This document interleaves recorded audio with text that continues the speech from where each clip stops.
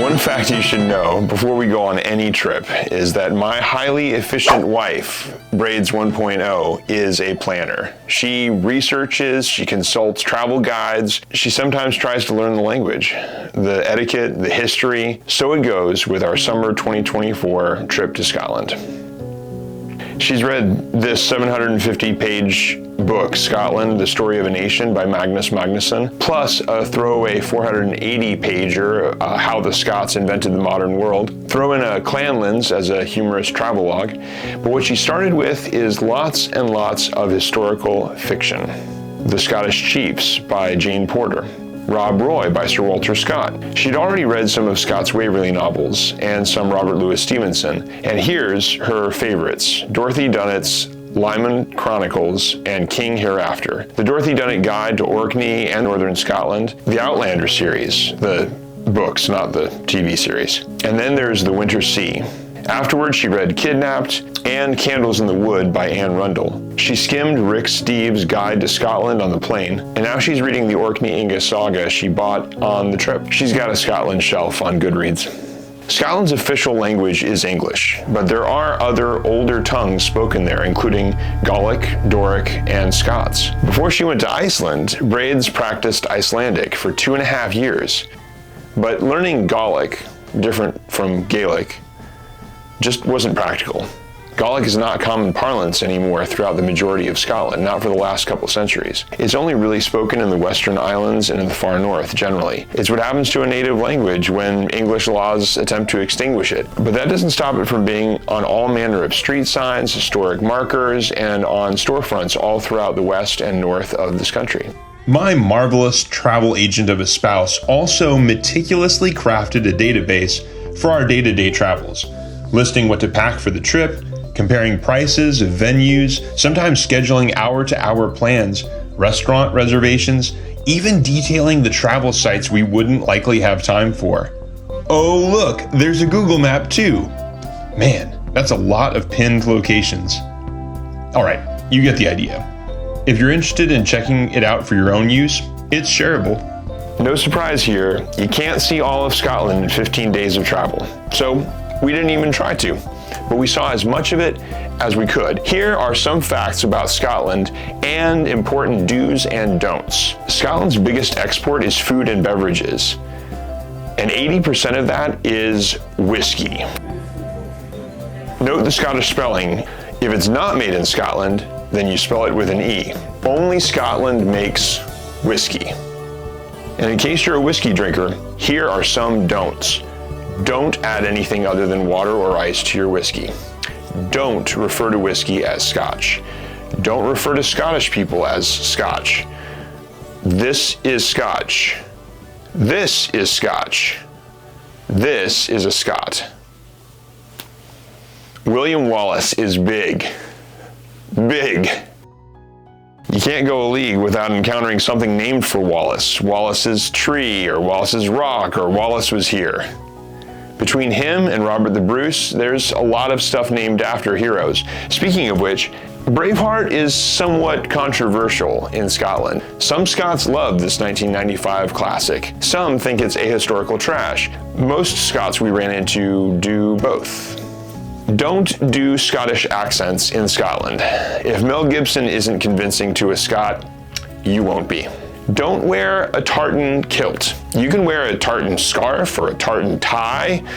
You can wear accessories from whatever clan you claim or clans that you aren't a part of. This whole idea of tartan colors or patterns specific to a clan is an artifice of the 1800s anyway. Just don't wear a kilt as though you're going off to a Halloween party. It won't be appreciated.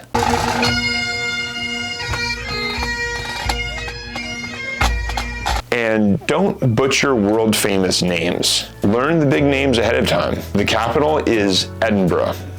Edinburgh. It's not Glasgow, it's Glasgow. And one of its subsidiary towns is pronounced Mulgai. I mean, of course. Other don'ts in Scotland include: don't drive on the right.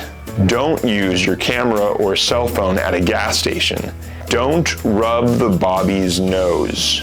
And for those who lived through the 80s, don't make a movie about an immortal claymore-wielding Scotsman and have him played by a French Canadian with no Scottish accent, while an actual Scotsman plays his Egyptian then Spanish mentor, but refuses to speak with anything but a Scottish accent. There can be only one. There's a constant tension between Scotland and England that is centuries old and is still present today. It's like two brothers who, while family, occasionally try to kill each other. Don't bring up the topic of Scottish independence, whatever you do, unless you want a real Stromash. And everyone in Scotland seems to hate Margaret Thatcher, regardless of political party. Okay, here are some do's. Do try the haggis. Do try the Indian cuisine. It's good. Do leave room in your suitcase for souvenirs to bring home. Do book your rental car and bed and breakfasts 6 months in advance. Do bring a rain jacket and rain pants. Trust us. Braids, meanwhile, is just showing me up every step. So not true. It looks like the rain's picked up again, so.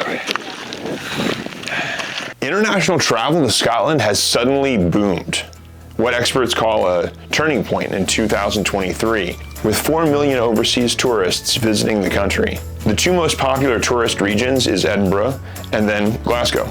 After that is Stirling. Other popular spots include Aberdeen and the Isle of Skye. If you're a golfer, the eastern side of the country is for you.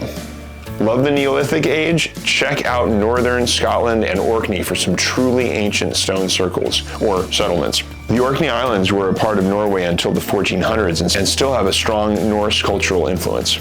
Another good tip Braids encountered is this. When Americans come over to Scotland and say, well, I'm Scottish, it sounds hollow to Scottish ears. Just because Scottish great-grandparents left the old country for Ellis Island in 1900, it doesn't follow that their descendants have Scottish citizenship or grew up in Scotland. Saying, I have Scottish ancestry, sounds better.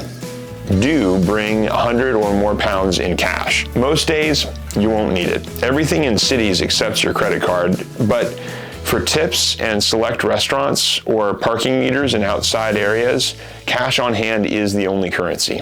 And oh my gosh, if you're planning on renting a car, read an online guide about driving in the British Isles. Honestly, for us, watching the YouTube tutorials on how to drive through a roundabout was a lifesaver.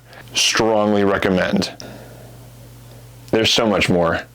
We can't go over it all. To see more of Scotland, you'll have to tune in to our day-to-day travels. In each of these videos, you will see a Great Scott segment, detailing the life and times of some of the most influential citizens and scions of Scotland, and a segment on speaking Scottish, introducing some terms I learned. And interspersed through it all, we'll be sharing with you some of the history and tidbits of culture as I learned it on this trip. Each video covers one day of our travel with some special extra ones interspersed to go into detail about one location or theme, like Urquhart Castle or the Anderson clan or the one on Braveheart. Just like other trips in California or Munich or Iceland, I didn't shave during the whole of my vacation. So you can actually see my face getting scruffier as the days pass. In these videos, I go from being clean shaven to this in the course of just 16 days.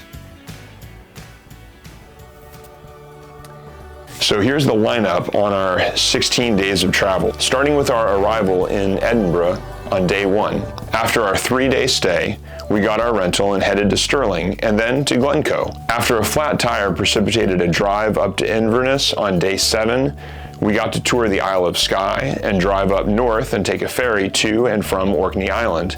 We stayed in Inverness to see Culloden and to take a peek at Loch Ness as we drove around it just before heading south to the Cairngorms. And then we flew back out of Glasgow, which is where we had landed in the first place. Which brings us to day 0 and 1 of our Scotland trip. Up next, arrival in Edinburgh. Haste you back.